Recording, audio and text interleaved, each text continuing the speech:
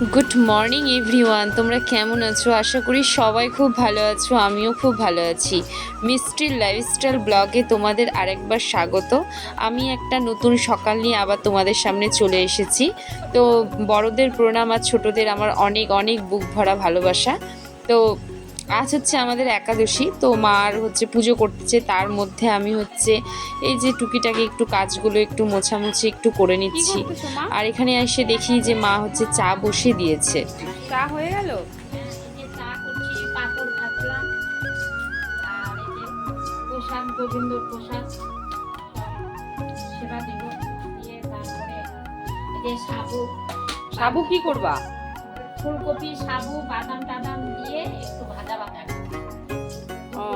দুপুরের জন্য, এখন না দুপুরের জন্য সেবার জন্য। ঠিক আছে, দাও তাহলে চা দাও। আর মা হচ্ছে এখানে আমাকে চায়ের জন্য ডাকলো, বললো, আমিও বললাম যে মাকে মা চা দাও, তাহলে খেয়ে নিয়ে, অনেক বেলা হয়েছে। আর আসলে একাদশী করলে মাই করে বেশিরভাগটা, কারণ হচ্ছে আমাদের এখানে সব নিরামিষ বাসন, তো আমরা হচ্ছে আলাদা বাসনে সেদিন হচ্ছে খাওয়া দাওয়া করি। তো এখানে আমি ফল মা কেটে দিয়েছে, মানে গোবিন্দকে আর কি ভোগ দিয়েছিল, সেই ভোগগুলোই আমি খাচ্ছি। আর মা এখানে চা করছে, তো মার আমি মিলে চা খেয়ে নিয়ে এখানে আমি হচ্ছে রান্নার জন্য চলে এলাম। আর এখানে হচ্ছে বেগুন ভাজা আমি বসিয়ে দিয়েছি, কারণ হচ্ছে ছেলে স্কুল যাবে খেয়ে, ও আলু সিদ্ধ বেগুন ভাজা দিয়ে ওর খাওয়া হলেই হয়ে যায়। এখানে হচ্ছে আমি খাবারটা রেডি করছি।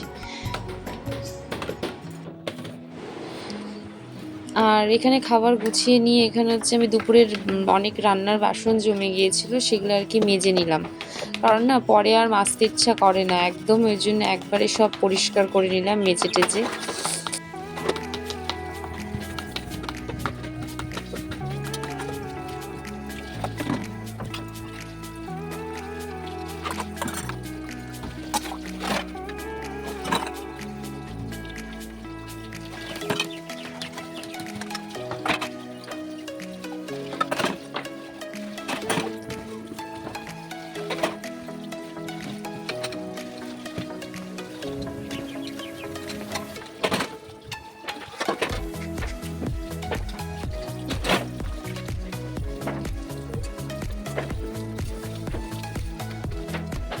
আর এখানে সমস্ত কাপড় শুকিয়ে গিয়েছে, কারণ হচ্ছে অনেক সকালে অনেক কাপড়ই আজকে কাচা হয়েছিল।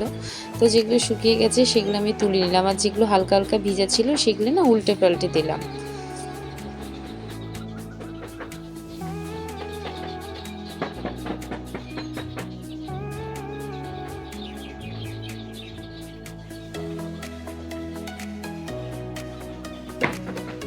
মা ওদিকে মার আর আমার জন্য হচ্ছে দুপুরের জন্য সাবু ভেজে নিচ্ছে। বাদাম, কপি, আলু দিয়ে তারপরে এগুলো একটু ভিজায় রাখলাম, ভাত ভাজা, এখন এগুলো ধুয়ে নিলাম।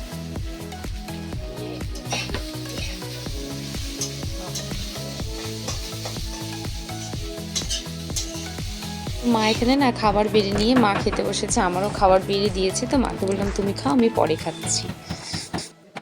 খাওয়া দাওয়া করে চলে এলাম, আর অনেকগুলো কাপড় জমা ছিল, তো সেগুলো আর কি ভাঁজ করছি বসে বসে সোফাতে। আর ওগুলো কাপড় ভাঁজ করে নিয়ে আর কি ছেলের পরে হচ্ছে টিউশনি আছে, ওকে দিতে যেতে হবে। আর এখানে হচ্ছে ছেলের চোখ থেকে জল বেরোচ্ছিলো, বললাম না ডাক্তার দেখিয়ে এসেছিলাম, তো ওর হচ্ছে চোখে একটু ড্রপ দিয়ে দিচ্ছি। তো আমার ভিডিওটা আমি এখানেই শেষ করছি বন্ধুরা, তোমরা ভালো থেকো, সুস্থ থেকো, আর এইভাবে আমাকে সাপোর্ট করো। টাটা।